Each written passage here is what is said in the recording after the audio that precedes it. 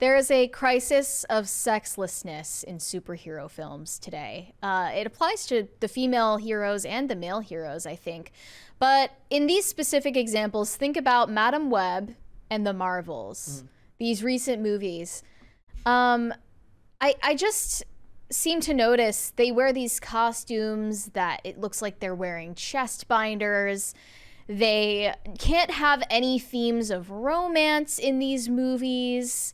There's never any sex appeal. They intentionally de-sex, especially the female characters. They don't do it to the men.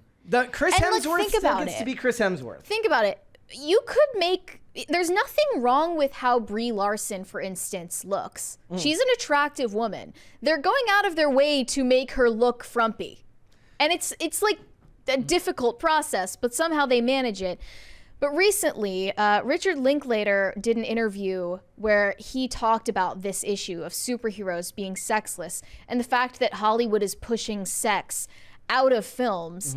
I don't necessarily agree with it as a Hollywood-wide problem, but this was his comment regarding superhero films. Hollywood started feeding this new generation characters that were sexless.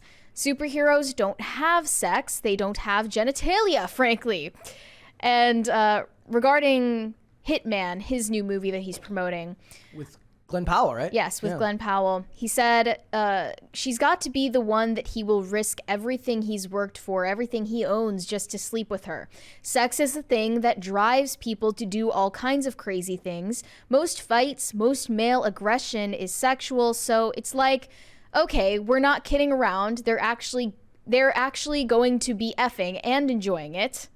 So his point basically is that Hollywood films about superheroes are completely divorced from sexuality in any way, shape, or form. I wouldn't want graphic sex scenes to be in Marvel movies, but you could at least do with, you know, superhero suits that make women look like women. Yes. And not we just could that, find a happy medium. Actual stories that involve romance is not a problem. Look, there's a reason why when they cast David Cornsweet as Superman, one of the initial questions that everyone starts asking is who's playing Lois Lane, because Lois Lane is as integral to that story as any other character because she plays such an important role to him. And that's important. And I think a lot of that goes back to the concept of fridging, and you're not allowed to do that in... Can you explain that term? So basically the idea is, can somebody remind me which character it was finds his girlfriend in a freezer or in a fridge? And the point is, it's a call to action when your girlfriend dies, and it's a tragic hero's journey. It's a tale of a tragic hero. It's an impetus towards action when something tragic happens to a loved one. Sure. It's one thing when it happens to Uncle Ben. It's another thing when it happens to a female character, because they will say that you're devaluing the role of the women as a mere prop for the male story. Now, that's more common of a problem, what they talk about in superhero comics. I mean, rather you can see than that movies and television. in John Wick, right? Well, yeah, that's the funny thing, right? It's That's like it's literally the very point. important to it. I mean, a lot of people would argue that the dog was every bit as important to that as the... Sure, you fridged the dog. They fridged the dog. Whatever. But back when the Marvels came out, this same writer said, worth a mention that the Marvels... Thank you, it was Green Lantern. ...has absolutely no testosterone to be found anywhere. There are no male superheroes or supervillains in the Marvels. No boyfriends, no romance. The billion-dollar Barbie movie even has a fair amount of testosterone in comparison. And it's true, unfortunately. Even the Barbie movie was kind of bereft of romance, but superhero movies have gone even more to the extreme end of things there. Well, I mean, is that partially because they want to appeal to just the younger demographic? I wouldn't say so, because there's plenty of sex appeal given to the men. Chris Hemsworth will always be shirtless in those movies.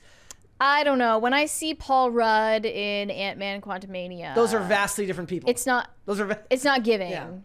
You know, that would be the exception still. Yes. Thor in Thor Love and Thunder... specifically, that movie? Yeah. No.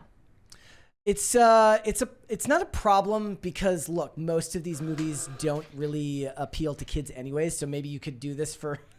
The thing is, even if the male superheroes are still allowed to be muscular and masculine looking, there's nothing about their characters and the way they're written that is masculine. That is really the problem, because I think for the females watching, if you really want females to watch these superhero movies and find something to like about it, the attraction that we would feel hypothetically to a male character would be more cerebral than visual, hopefully.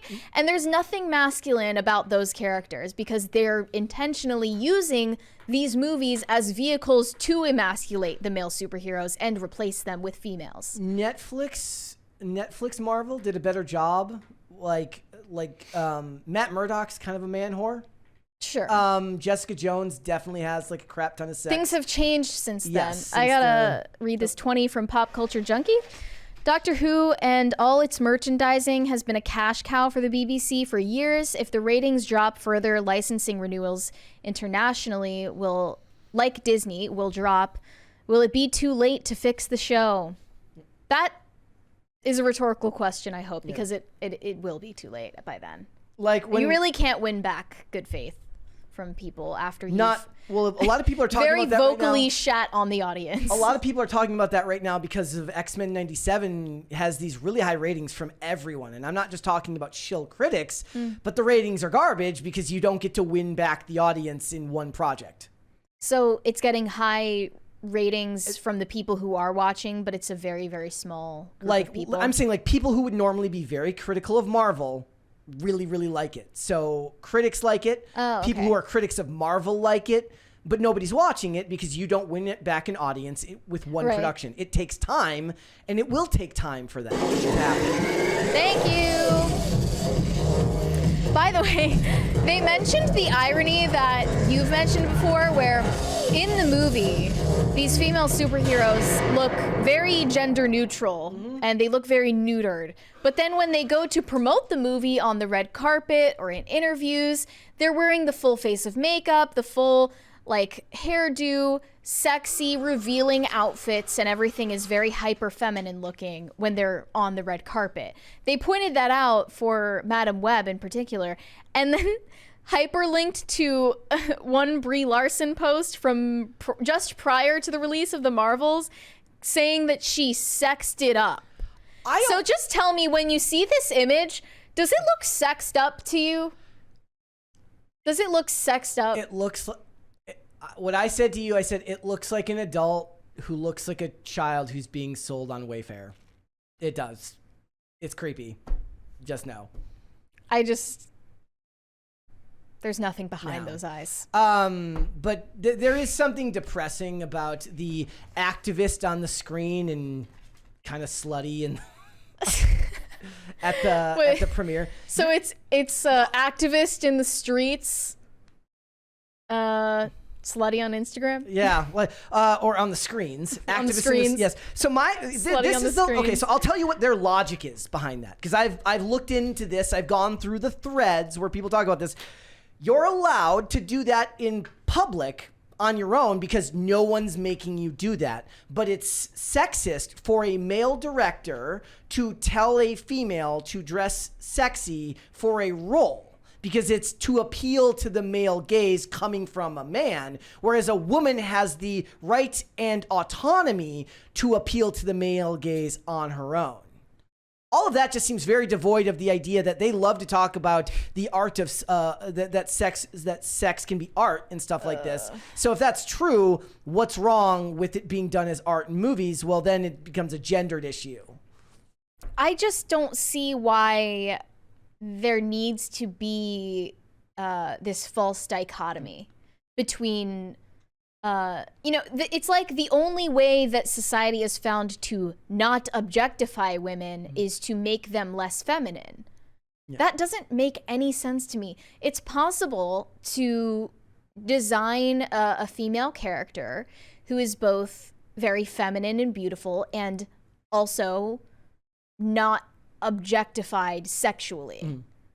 But I think it's just because the rest of the culture is already so pornified that false dichotomy has been drawn. Unnecessarily, I think.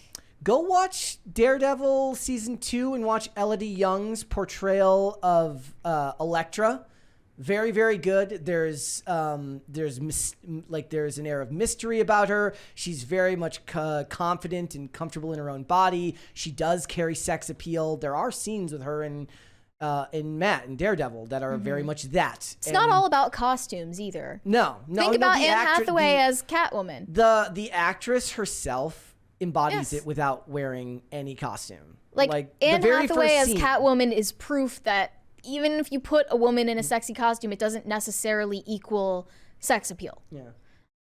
And the thing is, like, so in the Daredevil Netflix series, Elektra is beautiful and has sex appeal, if you want to call it that, but the character is brutal, and the violence in the show is brutal. So it's kind of a perfect marriage of the two, because in one of the things he says, I don't know if it was in this interview or something else that I was reading, says 2 things Hollywood does really, really well are sex and violence. Okay. And when you bring those 2 together, it can be done very, very well. Now, depending on how modest your tastes are and what you would prefer not to see, that depends.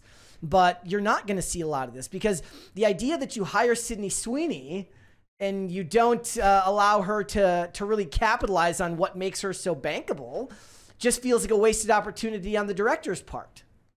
I mean, decide what you want to do with those characters, though, because in Madam Web, there's 1 adult woman and 3 teenagers who, for some reason, you cast adult women to play those teenagers. If you don't want them to be seen in a sexual light, cast actual children.